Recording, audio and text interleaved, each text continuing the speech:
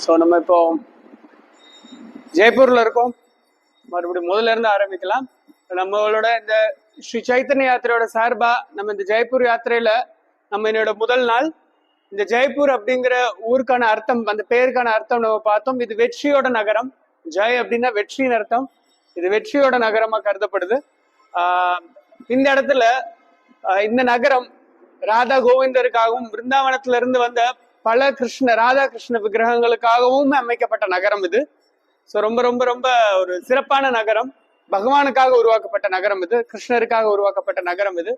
என்ன அப்படின்னா, ஏன் பிருந்தாவனத்துல இருந்து கிருஷ்ணர் இங்கே வந்தார்? பிருந்தாவனத்துல பல உயர்ந்த பக்தர்களால, தூய பக்தர்களால, கோஸ்வாமிகளால, ஆச்சாரியர்களால வழிபடப்பட்ட ராதாகிருஷ்ணரோட விக்கிரகங்கள் ஏன் இந்த ஜெய்ப்பூருக்கு வந்தாங்க அப்படின்னா, காரணம் அவுரங்கசீப், முகலாயர்கள். பிருந்தாவனம் பாத்தீங்கன்னா டெல்லிக்கும் ஆக்ராவுக்கும் நடுவுல இருக்கும். ஸோ ரொம்ப பக்கத்துல.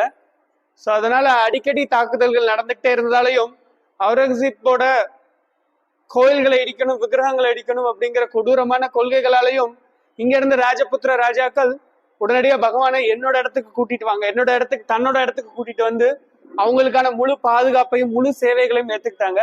இங்க இருந்து ராஜாக்கள் எல்லாருமே கௌடிய வைஷ்ணவர்களா இருந்தாங்க. சைத்தன்ய மகாபிரபுவ, ரூப கோஸ்வாமியை பின்பற்றக்கூடிய ஆச்சாரிய பக்தர்களா இருந்தாங்க, உயர்ந்த பக்தர்களா இருந்தாங்க. ஒரு ராஜா எப்படி இருக்கணுமோ அப்படி இருந்தாங்க. பகவான் தான் எல்லாத்துக்குமே உச்சமான கட்டுப்பாட்டாளர், நம்ம அவரோட சேவகர்கள். ராஜா வந்து கடவுளோட, கிருஷ்ணரோட பிரதிநிதி அப்படிங்கிறத மனசுல வச்சு ஆட்சி பண்ணிட்டு இருந்தாங்க. அதனாலதான் அந்த விக்கிரகங்கள் எல்லாமே பாதுகாக்கப்பட்டது. ஸோ இந்த விக்கிரகங்கள் எல்லாமே நம்ம இப்ப தரிசனம் பண்ணக்கூடிய விக்கிரகங்கள்ல ஒரு சில விக்கிரகங்கள் ஸ்வயம்பு விக்கிரகங்கள். உதாரணத்துக்கு இப்ப நம்ம தரிசனம் பண்ண போற ஸ்ரீ ஸ்ரீ ராதா வினோத், இவர் வந்து எந்த ஆச்சரியரால் வழிபடப்பட்டார் அப்படின்னா ஸ்ரீல லோக்நாத கோஸ்வாமி. ஸ்ரீ லோக்நாத் கோஸ்வாமி யார் அப்படின்னா, உங்க எல்லாருக்குமே சைத்தன்ய மகாபிரபு தெரிஞ்சிருக்கும். சைத்தன்ய மகாபிரபு யார் அப்படின்னா சாக்ஷாத் கிருஷ்ணா. எஸ், சாக்ஷாத் கிருஷ்ணர் 500 வருஷத்துக்கு முன்னாடி இந்த கலியுகத்துல பகவானோட திருநாம சங்கீர்த்தனத்தை பரப்புறதுக்காக, பிரச்சாரம் பண்றதுக்காக தோன்றின கிருஷ்ணரோட அவதாரமே சாக்ஷாத் கிருஷ்ணரே. பகவத்கீதையில கிருஷ்ணர் சொல்றார், பரித்ராணாய சாதுனாம் விநாசாய துஷ்கிருதாம் தர்ம சம்ஸ்தாபனார்த்தாய சம்பவாமி யுகே யுகே அப்படிங்கிறார். அதாவது பக்தர்களை காத்து துஷ்டர்களை அழித்து தர்மத்தை நிலைநாட்டுறதுக்காக நான் யுகந்தோறும் அவதரிக்கிறேன் அப்படின்னு சொல்லி கிருஷ்ணர் பகவத்கீதையில ஏற்கனவே சொல்லியிருக்கார் 5000 வருஷத்துக்கு முன்னாடியே. ஸோ அப்போ ஒவ்வொரு யுகத்திலையும் அவதரிக்கிறார் 3 காரணங்களுக்காக. ஒண்ணு பக்தர்களுக்கு இன்பத்தை கொடுக்கறதுக்காகவும், துஷ்டர்களை அழிக்கிறதுக்காகவும், அந்தந்த யுக தர்மத்தை ஸ்தாபனம் பண்றதுக்காகவும் வரார், நிலைநாட்டுறதுக்காகவும் வரார். ஸோ இந்த கலியுகத்துல பக்தர்கள் இருக்காங்களா அப்படின்னா ரொம்ப குறைவு, ரொம்ப ரொம்ப ரொம்ப குறைவு. துஷ்டர்கள் நிறைய பேர் இருக்காங்க. துஷ்டர்களை அழிக்கணும் அப்படின்னா கிட்டத்தட்ட எல்லாரையுமே கொல்லணும். ஸோ அப்ப இந்த யுக தர்மத்தை நிலைநாட்டணும் அப்படின்னா இந்த கலியுகத்தோட தர்மம் என்னன்னா ஹரிநாம சங்கீர்த்தனம். ஸோ அப்ப இந்த ஹரிநாம சங்கீர்த்தனத்தை நிலைநாட்டணும் அப்படிங்கிறப்போ சைத்தன்ய மகாபிரபு ரொம்ப ஸ்பெஷலான அவதாரம். எந்த ஆயுதங்களையுமே எடுக்கல அசுரர்கள் அழிக்கிறதுக்கு, பக்தர்களை பாதுகாக்கிறதுக்குன்னு சொல்லிட்டு. ஸோ இந்த 3ஐயுமே, பக்தர்களை பாதுகாத்து துஷ்டர்களை அழிச்சு தர்மத்தை நிலைநாட்டணுங்கிறதுக்காக இந்த 3 விஷயத்தையுமே ஹரிநாம சங்கீர்த்தனத்தை பரப்புறது மூலியமாவும், இந்த கிருஷ்ண பக்தியை பரப்புறது மூலியம் தன் மேல உண்டான பக்தியை தானே பரப்புறார். ஸ்வபக்தி ஸ்ரீயம் அப்படின்னு சொல்லப்பட்டிருக்கு சைத்தன்ய சரிதாமிர்தத்துல. ஸோ இந்த ஸ்வபக்தி, அவரோட பக்தியவே எல்லாருக்குமே பிரச்சாரம் பண்றதுக்காக எடுக்கப்பட்ட கருணை வாய்ந்த அவதாரம் அப்படின்னு சொல்லப்பட்டிருக்கு. இதுவரைக்கும் யாருமே வழங்காத ஒரு விஷயத்த அவர் கொடுக்கறதுக்காக வந்தார். கிருஷ்ணர் மீது உண்டான அதீத பிரேமை, உயர்ந்த அன்பு, இதை பிரச்சாரம் பண்றதுக்காக எடுத்த அவதாரம் ஸ்ரீ சைத்தன்ய மகாபிரபு. அவர் இந்த பூமியில தோன்றி லீலைகள் பண்ணிட்டு இருக்கும் போது தன்னோட பக்தர்களை விருந்தாவனத்துக்கு அனுப்பிச்சு வச்சார். ஏன்னா இப்ப கிருஷ்ண பக்தியை பத்தி பேசுறோம், கிருஷ்ணரை பத்தி பேசுறோம் அப்படிங்கிறப்போ அவர் எங்க தோன்றினார்? விருந்தாவனத்துல. அவரோட லீலைகள் எல்லாமே நடந்தது விருந்தாவனத்துல. ஆனா காலப்போக்குல அந்த லீலை ஸ்தலங்கள் எல்லாமே மறைஞ்சு போச்சு. சகாலநேக மகத்த யோகோ நஷ்ட பரந்தப அப்படின்னு கிருஷ்ணர் பகவத்கீதை சொல்றார். காலப்போக்குல எல்லாமே மறைஞ்சு போயிடும். பழக்க வழக்கங்கள் எல்லாமே, உதாரணத்துக்கு நம்ம தாத்தா பாட்டி காலத்துல செஞ்ச பல பழக்க வழக்கங்கள் இப்ப நம்ம செய்யறது இல்லை. ஜஸ்ட் ஒரு 50 வருஷம் கேப்லயே இன்னும் மாறப்போகுது. கல்யாணங்கள் நடந்த விதம் எப்படி, இப்ப நடக்கிற விதங்கள் எப்படி? உதாரணத்துக்கு ஒரு பௌதிகமான ஒரு உதாரணம். சோ இந்த மாதிரி பல விஷயங்கள், ஈவன் ஆன்மீக விஷயத்துலயும் இது நடக்கிறது. அதனாலதான் நம்ம சாஸ்திரங்களை டெய்லி படிக்கணும் அப்படின்னு சொல்றோம், டெய்லி உபன்யாசங்கள் கேட்கணும் அப்படின்னு சொல்லி சொல்றோம். ஸோ அப்போ சைத்தன்ய மகாபிரபு அந்த கிருஷ்ணலீல ஸ்தலங்கள் எல்லாமே மறைஞ்சு போயிட்டு விருந்தாவனத்துல அதை மீட் எடுக்கிறதுக்காக, அதை கண்டுபிடிக்கிறதுக்காக தன்னோட பக்தர்கள் அனுப்பிச்சு வைக்கிறார் லோகநாத கோஸ்வாமி. அப்படி அனுப்பப்பட்ட முதல் நபர் யாருன்னா லோகநாத கோஸ்வாமி. அவர் ரொம்ப துறவின் உச்சத்துல இருந்தார். புதர்கள் கீழே தான் தூங்குவார், மரத்துக்கு கீழே தூங்கிக்குவார், அவ்வளவு ரொம்ப எளிமையா இருந்தார். ஒரு நாள் அவருக்கு ராதாகிருஷ்ணருக்கு சேவை பண்ணணும் ரொம்ப ஆசை, பயங்கரம் நல்ல ஒரு ஆசை இருந்தது, ரொம்ப அதீதமான ஒரு பிரியம் வந்தது. ஸோ அப்போ பகவானே ஒரு பிராமண சிறுவன் ரூபத்துல ஒரு பையில இந்த விக்கிரகங்கள், ராதாகிருஷ்ணரோட விக்கிரகங்களை போட்டு அவர் கொண்டு வந்து கொடுத்துட்டு போறார். இதை நீ வச்சுக்கோ, இது உனக்காக டெய்லி சேவை பண்ணு அப்படின்னு சொல்றாரு. இவர் அந்த பையன் வாங்கி ஓபன் பண்ணி பார்த்தோன்னே ராதா வினோதரோட அழகுல மயங்கி பிரணாம் பண்றாரு. பார்த்தா அந்த சின்ன பையனை காணும். ஸோ இது இந்த விக்கிரகத்தோட வரலாறு. ராதா வினோதா அப்படின்னா ராதாராணிட்ட இன்பம் அனுபவிக்கிறவர் அர்த்தம், ராதா வினோதா. ஸோ தமிழ்ல வினோதம்னா ஒரு வினோதமான அர்த்தம் உண்டு, வித்தியாசமானவன் அர்த்தம் உண்டு. பட் சமஸ்கிருதத்தை இது ஆனந்தத்தை அனுபவிக்கிறவர் அப்படின்னு அர்த்தம். கிருஷ்ணர் கடவுள் அப்படின்னாலே ஆனந்தமா இருக்கிறவன் அர்த்தம், அவருக்கு எந்த கவலையும் கிடையாது. அதனாலதான் கிருஷ்ண பக்தியில இருக்கிறவங்களுக்கும் எந்த கவலையும் கிடையாது. கிருஷ்ணர் பகவத்கீதையில உறுதிப்படுத்துறார், பிரம்மபூத்த பிரசன்னாத்மா நசோச்சதி நகாங்சதி அப்படிங்கிறார்.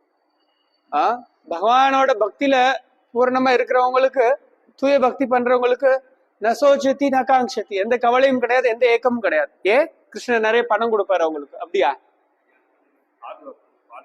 கிடையாது. கிருஷ்ணர் அவருக்கு உண்மையான இன்பத்தை கொடுக்கிறார். யார் ஒருத்தர் ஒரு உயர்ந்த இன்பத்தை அனுபவிச்சுட்டு இருக்கவங்க தாழ்ந்த இன்பங்களை நினைக்கிறது கூட கிடையாது, ஏங்கிறதும் கிடையாது. அதுவும் இல்லாம இன்னைக்கு ஒரு சிறப்பான நாளும் கூட. நம்ம இங்க தரிசனம் பண்ண வந்திருக்கோம் இந்த ஜெய்ப்பூர்ல. இன்னைக்கு என்ன அப்படின்னா குரு பூர்ணிமா, வியாசதேவரோட தோன்றின நாள் இன்னைக்கு, வியாச பூர்ணிமா. அப்புறம் இன்னைக்கு ஸ்ரீல சனாதன கோஸ்வாமியோட மறைவு நாளும் கூட. ஸ்ரீல சனாதன கோஸ்வாமி யாரு அப்படின்னா, ஒரு சிலருக்கு இந்த பேர்கள்லாம் புதுசா இருக்கலாம், மைண்ட்ல வச்சுக்க வேண்டிய இவங்க நம்ம ஆச்சாரியர், கௌடி சம்பிரதாயத்தோட ஆச்சாரியர்கள், குருமார்கள்ல ரொம்ப முக்கியமான ஆட்கள், அதை மட்டும் மைண்ட்ல வச்சுக்கோங்க. ஸ்ரீல சனாதன கோஸ்வாமி யாருன்னா விருந்தாவனத்தோட 6 கோஸ்வாமிகள்ல தலைமையானவர், பெரியவர் அவர் தான், ரூப கோஸ்வாமியோட அண்ணா. ஸோ அவரோட விக்கிரகங்களை நம்ம நாளைக்கு தரிசனம் அடுத்த வர நாட்களை தரிசனம் பண்ணுவோம். ஸ்ரீ ராதா மதன மோகன விருந்தாவனத்துல மலை மேல இருப்பார் அவர். அவர் ஸ்ரீ சனாதன கோஸ்வாமி. அவரை பத்தி நம்ம அப்புறம் பார்க்கலாம். நம்ம நாளைக்கு அந்த கோயில்ல போய் உட்காந்து பேசலாம். இப்போ நம்ம இதுக்கு முன்னாடி தரிசனம் பண்ணவர் ராதா விருந்தாவன சந்திரா. விருந்தாவனத்துக்கு சந்திரன் போன்றவர், ரொம்ப அழகா சிரிச்சுட்டு இருந்தார், எல்லாரும் கவனிச்சிருப்பீங்க. ரொம்ப அழகான ஒரு ஸ்மைல் இருந்தது. இன்னைக்கு பௌர்ணமிங்கிறதால நல்லா வெள்ளை கலர்ல எல்லாருமே ட்ரெஸ் போட்டிருப்பாங்க. இன்னைக்கு ஒரு திதியின் அடிப்படையில இன்னைக்கு வெள்ளை கலர் உடைகள் எல்லா ராதாகிருஷ்ணன் மோஸ்ட்லி எல்லாருமே வெள்ளை கலர்ல ட்ரெஸ் போட்டிருப்பாங்க, வெள்ளை நிறத்துல. விருந்தாவனத்துக்கே சந்திரன் போன்றவர். சந்திரனால என்னென்ன நடக்கும்? சந்திரனால நமக்கு என்னென்னலாம் நடக்குது? குளிர்ச்சி, தாவரங்களுக்கு போஷாக்கு கிடைக்கிறது, அழகானது, மனதுக்கு இன்பம் கொடுக்கக்கூடியது. பௌர்ணமி நிலவு எல்லாருமே ரசிப்போம் இல்லையா? சூரியன் உச்சியில மதியம் இருக்கும்போது யாரா ரசிக்கிறோமா? பட் நிலா உச்சியில இருக்கும்போது எல்லாருக்குமே மனசுக்கு இதமா இருக்கு, உடலுக்கு இதமா இருக்கு, எல்லா ஜீவராசிகளுமே சந்தோஷமா இருக்கும். கடல் சமுத்திரமும் சந்தோஷத்துல பொங்கும். அந்த சமயத்துல அலைகள் நல்லா இருக்கும். ஸோ ஒரு ஒரு ஒரு என்ன சொல்ற, ஒரு ஆனந்தமான ஒரு சூழ்நிலை உண்டாகிறது சந்திரனால. ஸோ விருந்தாவனத்துக்கு சந்திரன் போன்றவர் பகவான், விருந்தாவன வாசிகளுக்கு சந்திரன் போன்றவர். அவரை பார்க்கறதால, அவரை கேட்கறதால, அவரை பேசுறதால, அவரை நினைக்கிறதால எல்லாரோட இதயமும் திருப்தி அடையுது. அப்பேற்பட்டவர் பகவான், அப்பேற்பட்டவர் விருந்தாவன சந்திரா. சோ அப்புறம் ராதாராணியோட எப்பவுமே இருக்கிறவர் அவர். சோ நம்ம எல்லாருமே தமிழ்நாட்டை சேர்ந்தவங்க இங்க எல்லாருமே நமக்கு ராதாகிருஷ்ணரோட வழிபாடு முழுக்க கம்ப்ளீட்டா புதுசு. நம்ம லட்சுமி நாராயணரை தெரியும், ரங்கநாதரை தெரியும், நரசிம்மதேவரை தெரியும், நாமகிரி தாயார் தெரியும், பட்டக்கோயில் வரதராஜரை தெரியும், சவுந்தரராஜரை தெரியும். சோ லக்ஷ்மி தேவியை தெரியும் நமக்கு. ஆனால் பேர் தெரியும், கோயில் தெரியும், அவங்கள பூர்ணமா தெரியுமானா தெரியாது. ஆனா ராதாகிருஷ்ணர் அப்படிங்கிறவங்க யார் அப்படின்னா பகவானோட ஒரிஜினல் நிலை அதுதான். நம்ம சொன்னோம், இப்ப ராதா வினோத் இன்பம் அனுபவிக்கிற கூடியவர். பகவான் அப்படிங்கிறதுக்கான இலக்கணமே பூரணமா ஆனந்தமா இருக்கிறவர் அப்படின்னு அர்த்தம். உபநிஷத்துக்களும் எது சொல்லப்பட்டிருக்குன்னா ஆனந்தமயோ அபியாசாத் அப்படின்னு சொல்லப்பட்டிருக்கு. பகவான் அப்படின்னாலே ஆனந்தமா இருக்கக்கூடியவர், அவருக்கு எந்த கவலையும் இருக்கக்கூடாது, எந்த வலியோ எந்த வேதனையோ எந்த குழப்பமோ இருக்கவே கூடாது. சோ அப்பேற்பட்டவர் தான் பகவான் அப்படின்னு சொல்லுவோம். ஸோ கிருஷ்ணர் பூரணமா இந்த விஷயத்துல இருக்கு. அவர் சில பிரபுபாதர் ஒரு சம்பவத்தை உதாரணமா கொடுப்பார். என்ன அப்படின்னா, ஒரு மேற்கத்திய ஒரு அறிஞர் ஒருத்தர், விஞ்ஞானி ஒருத்தர் இந்திய மதங்களை, இந்து மதத்தை ஆராய்ச்சி பண்றதுக்காக இந்தியாவுக்கு வர்றார், கல்கத்தாக்கு வர்றார். வந்துட்டு அவர் இந்து சமயத்துல எல்லாருமே கிரிட்டிசைஸ் பண்ற ஒரு கொள்கை என்ன அப்படின்னா, நீங்க பல கடவுள்களை வழிபடுறீங்க உண்டா இல்லையா? பல கடவுள்களை வழிபடுறீங்க, கடவுள்னா ஒருத்தர் தானே இருக்க முடியும், நீங்க பல கடவுள்கள் சொல்றீங்க, எப்படி அது சாத்தியம் அப்படின்னு சொல்லி சொல்றாங்க. சோ அவர் அந்த விஷயத்தை ஆராய்ச்சி பண்றதுக்காக ஒவ்வொரு கோயிலுக்கும் போறார். சிவன் கோயிலுக்கு போறார், துர்கா காளி கோயிலுக்கு போறார், கிருஷ்ணர் கோயிலுக்கு போறார், விஷ்ணு கோயிலுக்கு போறார், சோ வேற கணபதி கோயிலுக்கு போறார். சோ இந்த மாதிரி பல கோயில்கள் மக்கள் என்னெல்லாம் வழிபடுறாங்களோ எல்லா கோயில்களுக்கும் போய் பார்த்துட்டு அவர் முடிவுல என்ன எழுதுறாரு, அவர் பக்தர் கிடையாது இத்தனைக்கும், அவர் முடிவுல என்ன எழுதுறாருன்னா கிருஷ்ணர் தான் பகவான் அப்படின்னு எழுதுறாரு. ஏன் அப்படின்னா மற்ற தெய்வங்கள் எல்லாருமே ஏதோ ஒரு விதமான ஆயுதங்களை வச்சுக்கிட்டு தன்னோட பக்தர்களை பாதுகாக்கிறதோ மற்ற விஷயங்கள்லயும் ஈடுபட்டுக்கிட்டே இருக்காங்க, ஏதோ ஒரு வேலை செஞ்சுக்கிட்டே இருக்காங்க. ஆனா கிருஷ்ணர் என்ன பண்றார், கையில என்ன வச்சிருக்காரு, பெரிய பெரிய திரிசூலம், பெரிய பெரிய அருவாள், புல்லாங்குழல் வச்சுட்டு இருக்காரு. புல்லாங்குழல் வச்சுக்கிட்டு தன்னோட கோபியர்களோட, தன்னோட கேர்ள் ஃப்ரெண்ட்ஸ், தன்னோட கோபியர்களோட இருக்காரு. சோ ஆனந்தமா என்ஜாய் பண்ணிட்டு இருக்காரு. சோ இது கடவுளோட லட்சணம். உபநிஷத்துக்கள் சொல்ற வாக்கியம், வேதாந்த சூத்திரங்கள் சொல்ற வாக்கியம், புராணங்கள் 18 புராணங்கள் சொல்ற வாக்கியம் எல்லாமே இந்த ஒரு விஷயம், கடவுள்னா ஆனந்தமா இருக்கக்கூடியவர். சோ அவரோட தொடர்புல வரும்போது நம்மளும் ஆனந்தமயமாகிறோம். உதாரணத்துக்கு ஜெகநாதர் ரத்த யாத்திரை இப்ப முடிஞ்சது, ஜெகநாதர் எவ்வளவு பெரிய சிரிப்பு சிரிக்கிறார். எல்லாருக்குமே இங்க ஜெகநாதரை பார்த்திருக்கீங்களா? ஜெகநாதர் ஜெகநாதர், பலராமர், சுபத்ரா தேவி, அவங்களோட தங்கச்சி நடுவுல இருக்கிற சுபத்ரா, எவ்வளவு அழகா சிரிக்கிறார், சந்தோஷமா இருக்கார். சோ நம்ம அவரோட தொடர்புல வரும்போது, அவருக்கு பக்தி பண்ணும்போது நம்மளும் சந்தோஷமா இருக்கும். சோ இது சில விஷயங்கள் பகவானை பத்தின இப்போதைக்கு. சோ நம்ம இதுக்கப்புறம் இப்போ தர்ஷனமான பிறகு பிரசாதம் எடுத்துக்க போவோம். நம்ம இதுக்கடுத்து நம்ம ராதா கோவிந்தரை தரிசனம் பண்ண போறோம். அவரை பத்தி நான் அங்கேயே சொல்லிடுறேன். ராதா கோவிந்தா அப்படின்னா, கோ அப்படின்னா பசுக்கள், கோமாதா பொதுவான அர்த்தம் பசு. இன்னொரு அர்த்தம் என்னன்னா புலன்கள், இன்னொரு அர்த்தம்னா பூமி. சோ கோவிந்தா அப்படின்னா பசுக்களுக்கு, புலன்களுக்கு, பூமிக்கு இன்பத்தை கொடுக்கிறவர் அப்படின்னு அர்த்தம். சோ மெயினா பசுக்களுக்கு இன்பத்தை கொடுக்கிறவர் அப்படின்னு அர்த்தம் கோவிந்தா. சோ இந்த கோவிந்தா இவர் தோன்றின வரலாறு 3 முறை இவர் தோன்றியிருக்கார். எப்படி 3 முறை எப்படின்னா, கிருஷ்ணர் மறைஞ்ச உடனே, துவாரகையில கிருஷ்ணர் தன்னோட லீலைகள் எல்லாமே முடிச்ச உடனே வஜ்ரநாபா, கிருஷ்ணரோட கொள்ளு பேரன், கிருஷ்ணரோட மகன் பிரத்யும்னா, அவரோட மகன் அனிருத்தா, அவரோட மகன் வஜ்ரநாபா. சோ கிருஷ்ணரோட உறவினர்கள்ல ஒரு சிலரை தவிர்த்து மற்ற எல்லாருமே சமுத்திரத்துக்குள்ள போயிட்டாங்க. ஹஸ்தினாபுரத்துக்கு அர்ஜுன கூட்டு போயிட்டார். அப்புறம் அந்த பிரபா கஷேத்திரத்துல நடந்த யுத்தத்துல எல்லாருமே மறைஞ்சு போயிட்டாங்க, ஒரு சிலரை தவிர்த்து. சோ அந்த மிஞ்சினவர்கள்ல ராஜாவா இருக்கிறவர் வஜ்ரநாபா.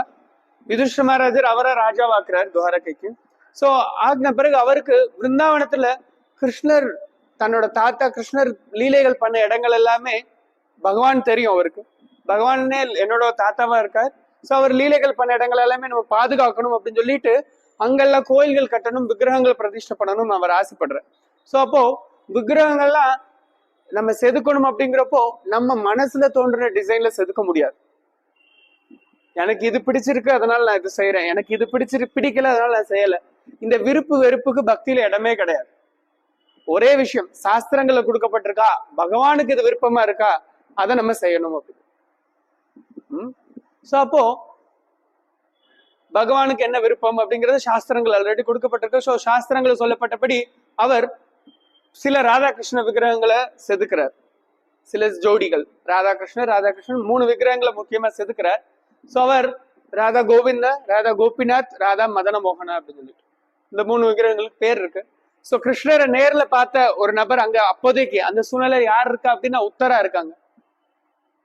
உத்தரா யாரு அப்படின்னா அபிமன்யோட மனைவி, பரீட்சித்தோட அம்மா, பரீட்சித் மகாராஜாவோட அம்மா, அர்ஜுனனோட மருமகள். எஸ், அர்ஜுனோட மருமகள், பரீட்சித்தோட அம்மா, அபிமன்யோட மனைவி. சோ அவங்க மட்டும்தான் கிருஷ்ணரை நேர்ல பார்த்த ஒரு நபர் அங்க இருக்காங்க. சோ இப்போ வஜ்ரநாபா உத்தரதேவியை கூட்டிட்டு வராங்க. கூட்டிட்டு வந்து சோ நீங்க எனக்கு கன்ஃபார்ம் பண்ணி சொல்லுங்க இந்த விக்கிரகங்கள்லாம் கிருஷ்ணர் மாதிரி இருக்கா அப்படின்னு சொல்லிட்டு. சோ அவங்க பாக்குறாங்க, ஒரு விக்கிரகமா பாக்குறாங்க. மதன் மோகனரை பார்த்துட்டு இந்த கிருஷ்ணரோட பாதங்கள் பகவானோடது அப்படின்னு சொல்லி சொல்றாங்க. அதுக்கடுத்து கோபிநாதரை பாக்குறாங்க, இந்த கிருஷ்ணரோட மார்பு பகுதி பகவானோடது. அதுக்கடுத்து கோவிந்தஜி பாக்குறாங்க, இந்த கிருஷ்ணரோட முகம் பகவானோடது. சோ இந்த 3 விக்கிரகங்களையும் தரிசனம் பண்றது சாட்சாத் கிருஷ்ணரை நேர்ல தரிசனம் பண்றதுக்கு சமம். சோ அந்த விக்கிரகங்களை பிருந்தாவனத்துல அவங்க அவங்களுடைய இடத்துல பிரதிஷ்டை பண்ணிட்டார் வஜ்ரநாபா. துவாதச ஆதித்ய திலால ராதா மதன மோகனும், யோக பீடத்துல ராதா கோவிந்தாவும், அப்புறம் பிருந்தாவனத்தோட மத்திய பகுதியில ராதா கோபிநாதரையும் பிரதிஷ்டை பண்ணிட்டார். மதன மோகனா அப்படின்னு என்ன அர்த்தம் அப்படின்னா, மதன மன்மதன், மன்மதனே மோகிக்கக்கூடிய அழகுடையவர் அப்படின்னு அர்த்தம். மதன மோகனா, மதனையே மோகிக்கக்கூடியவர், மன்மதனே மோகம் செய்யக்கூடியவர் அப்படின்னு அர்த்தம். அதுக்கப்புறம் கோபிநாதர் அப்படின்னா கோபியர்களுக்கு இறைவன், கோபியர்களுக்கு நாதன் அப்படின்னு அர்த்தம். சோ இந்த விக்கிரகங்கள் எல்லாம் அங்கங்க பிரதிஷ்டை பண்ணியாச்சு. இதுக்கப்புறம் மற்ற சில விக்கிரகங்களையும் கிருஷ்ணலீல ஸ்தலங்கள் எல்லாத்துலயுமே வஜ்ரநாபர் பிரதிஷ்டை பண்ணார். அதுக்கப்புறம் அதுக்கப்புறம் வழக்கம் போல மண் மூடிருச்சு, காலப்போக்குல போயிடுச்சு. சோ இப்ப சைத்தன்யா 5000 வருஷத்துக்கு முன்னாடி நடந்ததை பேசிட்டோம். இப்ப 500 வருஷத்துக்கு முன்னாடி வருவோம். லோக்நாத் கோஸ்வாமி அனுப்பிச்சார். அவருக்கு துணைக்கு மற்ற கோஸ்வாமிகள் அனுப்புற, ரூப கோஸ்வாமி, சனாதன கோஸ்வாமி. இப்ப நம்ம சனாதன கோஸ்வாமியோட பேர் இப்ப கேட்டோம். நம்ம ரூப கோஸ்வாமி யாரு அப்படின்னா அவர் கோஸ்வாமிகளோட தலைவரா இருக்கார். நிறைய சாஸ்திரங்கள் எழுதினார். சம்பிரதாயத்தை சைத்தன்ய மகாபிரபுக்கு அப்புறம் இந்த கௌடி சம்பிரதாயத்தை எஸ்டாப்ளிஷ் பண்ணி அதுக்கு குருவா இருந்த ஆச்சாரியா இருந்தவர் ரூப கோஸ்வாமி. நம்ம எல்லாரும் கூட இஸ்கான் கூட ரூப கோஸ்வாமியோட பரம்பரையை ஃபாலோ பண்றோம்.